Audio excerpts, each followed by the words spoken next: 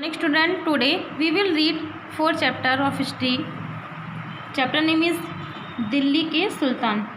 इस चैप्टर में हम पढ़ेंगे कि दिल्ली पर कौन कौन से शासकों ने अपना शासन किया था. देखिए, फर्स्टली सल्तनत युग. सन 1206 से 1526 ईस्वी के काल को भारतीय इतिहास में सल्तनत युग के नाम से जाना जाता है.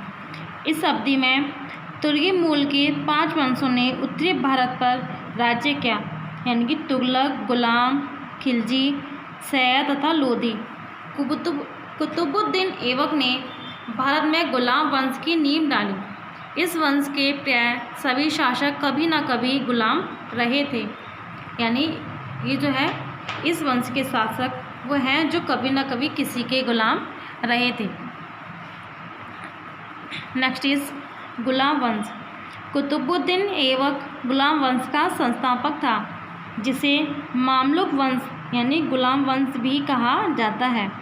इस वंश के शासकों को गुलाम शासक इसलिए कहा जाता है क्योंकि इनमें से 3 शासक गुलाम थे जो अपनी योग्यता, दक्षता तथा गुणों के बल पर राजा बने थे. कुतुबुद्दीन ने केवल 4 वर्षों तक राज्य किया. सन 1210 ईस्वी में लाहौर में चौगान खेलते हुए वह घोड़े से गिरकर मर गया. उसने अल्प शासन काल में उसने अपने राज्य को मजबूत बनाने पर ध्यान दिया. उसने दिल्ली में कुतुब मीनार के निर्माण का कार्य शुरू किया. नेक्स्ट, इल्तुतमिश भी एक गुलाम था जो 1210 ईस्वी में कुतुबुद्दीन ऐबक का उत्तराधिकारी बना, यानी कि कुतुबुद्दीन के बाद इल्तुतमिश उसका उत्तराधिकारी बना था. उसे भारत में मुस्लिम शासन का वास्तविक संस्थापक या निर्माता माना जाता है. उसने 26 वर्षों तक शासन किया.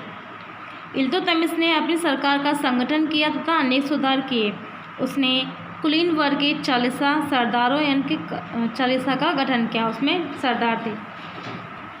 इल्तुतमिश ने अपने पुत्र की बजाय अपनी पुत्री रजिया को अपना उत्तराधिकारी घोषित किया, यानी कि इल्तुतमिश ने अपने पुत्र की बजाय जो उसकी पुत्री थी रजिया सुल्तान, उसको अपना उत्तराधिकारी घोषित किया था. रजिया सुल्तान पहली महिला शासक थी. रजिया एक योग्य शासक थी. उसने 4 वर्ष की अल्प अवधि तक यानी 1236 से 1240 ईस्वी तक शासन किया था. कुशलतापूर्व शासन किया. उसे उसके विद्रोहियों ने मार डाला. रजिया के उत्तराधिकारी कमज़ोर तथा अयोग्य शासक थे, इसलिए तुर्की सरदारों ने 1246 ईस्वी में नसरुद्दीन महमूद को सुल्तान घोषित किया. नसरुद्दीन महमूद की मृत्यु के बाद गयासुद्दीन बलबन गद्दी पर बैठा. बलबन इल्तुतमिश का विश्वासपात्र गुलाम था और अपनी योग्यता के बल पर 40 का सदस्य बना. नसीरुद्दीन महमूद के शासनकाल में वह प्रमुख प्रशासक था. बलबन में 20 वर्षों तक शासन किया. उसने रक्त एवं लूह की कठोर नीति को अपनाया. फिर हमारा खिलजी वंश. खिलजी वंश 1290 से 1320 तक रहा था. इस वंश की स्थापना जलालुद्दीन खिलजी ने की थी. अलाउद्दीन खिलजी में महान सैन्य प्रतिभा थी. उसने मंगोल आक्रमणों में सुरक्षात्मक नीति को अपनाया. मंगोल पहले ही 6 बार सल्तनत पर आक्रमण कर चुके थे. उसने किलों में प्रशिक्षित सैनिकों को रखा तथा सेना के प्रशिक्षण व पुनर्गठन पर विशेष ध्यान दिया. इन उपायों से उसके अपने जीवन काल में मंगोलों को आगे बढ़ने से रोका. अलाउद्दीन ने विस्तारवादी नीति अपनाई. उसने गुजरात, मालवा तथा राजस्थान के राज्यों को जीता. उसने चित्तौड़ के महाराजा रतन सिंह की पत्नी पद्मिनी की अद्भुत सुंदरता के विषय में सुन रखा था, इसलिए चित्तौड़ पर आक्रमण कर दिया तथा राजपूतों को हरा दिया. रानी पद्मिनी तथा अन्य राजपूत स्त्रियों ने संयुक्त रूप से जौहर कर लिया, यानी कि अलाउद्दीन ने क्या किया था. चित्तौड़ के राजा थे रतन सिंह, उनकी रानी थी पद्मिनी, वो उनको पसंद आ गई थी. अलाउद्दीन ने चित्तौड़ पर हमला कर दिया था. उनके राजा रतन सिंह की मार दिया. उनकी रानी थी पद्मिनी ने अन्य रानियों के साथ मिलकर एक कुंड था और उसमें अग्नि जली हुई थी।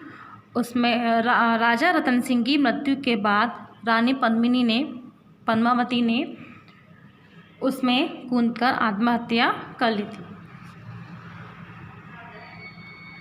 उत्तर भारत को जीतने के बाद अलाउद्दीन ने अपने सेनापति मलिक काफूर के नेतृत्व में अपनी सेना को दक्षिण भारत की विजय के लिए भेजा।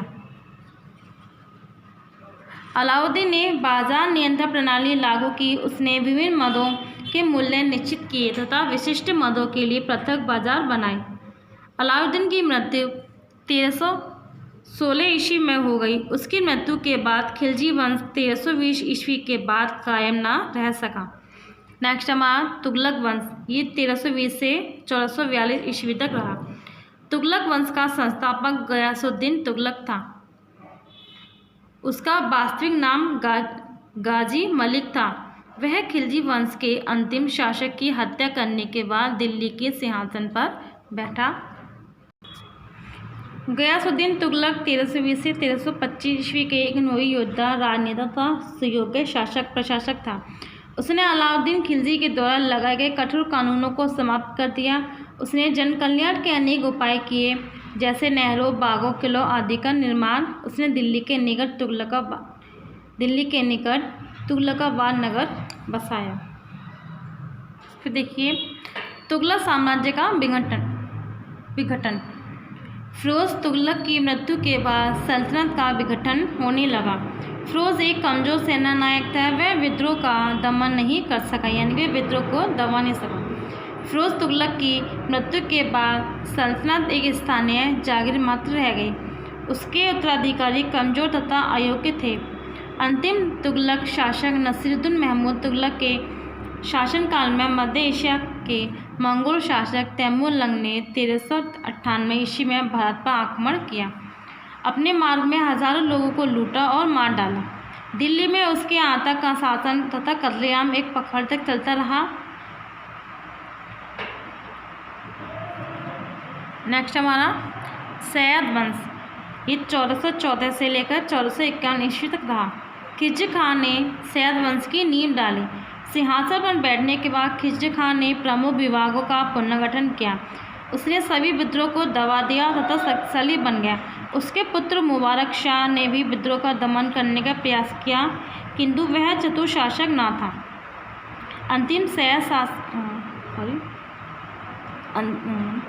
आलम शाह अंतिम सैयद शासक था, जिसने दीपालपुर तथा लाहौर के गवर्नर बहलोल लोधी के पक्ष में स्वेच्छा से सिंहासन त्याग दिया। नेक्स्ट इसके बाद है हमारा लोधी वंश, ये 1451 से लेकर 1526 ईस्वी तक रहा।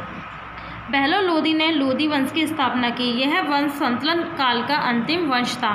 इस वंश का इतिहास सुल्तान तथा सरदारों, छोटे जमींदारों और शक्तिशाली अधिकारियों के परस्पर संघर्ष से भरा हुआ है। लोधी वंश का शासन 75 वर्षों तक कायम रहा। बहलोल लोधी ने सल्तनत की पुरानी प्रतिष्ठा को वापस लाने तो सरदारों के साथ मैत्रीपूर्ण संबंध बनाए, यानी कि बहलोल लोधी ने अपनी पुरानी प्रतिष्ठा को वापस लाने के सरदारों के साथ मित्रतापूर्वक संबंध बना लिए। बहलोल लोधी के बाद उसका पुत्र सिकंदर लोधी सिंहासन पर बैठा। सिंहासन पर बैठते ही उसने सभी विद्रोह को दबा दिया। वह एक धर्मांध शासक था। उसने अनेक हिंदू मंदिरों को नष्ट करके अनेक स्थान पर मस्जिदें बनवाई, यानी कि जो बहलोल लोधी का पुत्र सिकंदर, उसने हिंदुओं के मंदिर को नष्ट करके उसके स्थान पर मस्जिद बनवाई ली थी।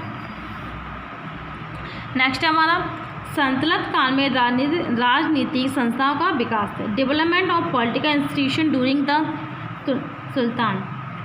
दिल्ली सल्तनत धर्मानुशासित थी। इस्लाम राज्य का महत्वपूर्ण धर्म था। राज्य के सभी स्रोतों का एक ही उद्देश्य था, इस्लाम का प्रचार तथा उसकी रक्षा। भारत में दिल्ली सल्तनत की सरकार तुर्की फारसी प्रणाली पर आधारित थी। सुल्तान सल्तनत का मुखिया, सेना का कमांडर तथा संप्रभु होता था। सुल्तान की प्रशासनिक सहायता के लिए कई मंत्री होते थे, जैसे आरिज़े, मुमालिक, वजीर, दीवाने, रिसालत। ये सभी सुल्तान की सहायता के लिए मंत्री होते थे। नेक्स्ट है हमारा दरबार एवं कुलिंदा, कोड एंड द आर्किटेक्ट। दरबार दैनिक कार्य तथा आगंतुकों से मिलने के लिए सुल्तानों ने शानदार दरबारों की व्यवस्था की थी, यानी जो रोज के कार्य थे और जो मिलने के लोग आते थे उसके लिए उसने शानदार एक दरबार की व्यवस्था की थी। शाही दरबार प्रायः शाही महल का एक बड़ा भाग होता था। इब्न बतूता के अनुसार किसी भेंटकर्ता को 3 भारी सुरक्षा से घिरे द्वारों से होकर गुजरना पड़ता था। दरबार एक बड़ा तथा सुसज्जित हॉल होता था। सुल्तान बलबन ने पावोस तथा सिजदा की प्रथाएं प्रारंभ की थी। देखिए फिर संसाधन प्रबंधन। सुल्तान अपने राजस्व संसाधनों में वृद्धि के लिए अनेक उपाय करते थे। शरीयत द्वारा अनुमोदित सुल्तान के राजस्व के निम्नलिखित प्रमुख 5 तथ्य थे, यानी जिससे उसे कर प्राप्त था। पहला, खराज गैर मुसलमानों पर लगने वाला कर था, यानी कि हिंदुओं पर लगता था। दूसरा, उश्र मुसलमानों की भूमि जो प्राकृतिक साधनों द्वारा सिंचित होती थी पर लगने वाला कर, ये मुसलमानों की भूमि पर टैक्स लगता था, ये उसका नाम है उश्र। थर्ड हमारा जजिया, केवल गैर मुसलमानों पर लगने वाला कर था, ये भी हिंदुओं पर लगने वाला टैक्स था। नेक्स्ट हमारा खम, युद्ध में पकड़े गए काफिरों से वसूला गया कर था, यानी कि युद्ध में जो दूसरी राजा के व्यक्ति होते थे उनको पकड़ने पर लगने वाला टैक्स था, उसका नाम था खम। फिफ्थ हमारा जकात, एक धार्मिक कर था जो केवल मुसलमानों पर लगता था। ये सिर्फ धार्मिक कर है जो केवल मुसलमानों पर लगता था। Chapter is finished. I hope you all are understand this chapter and thank you.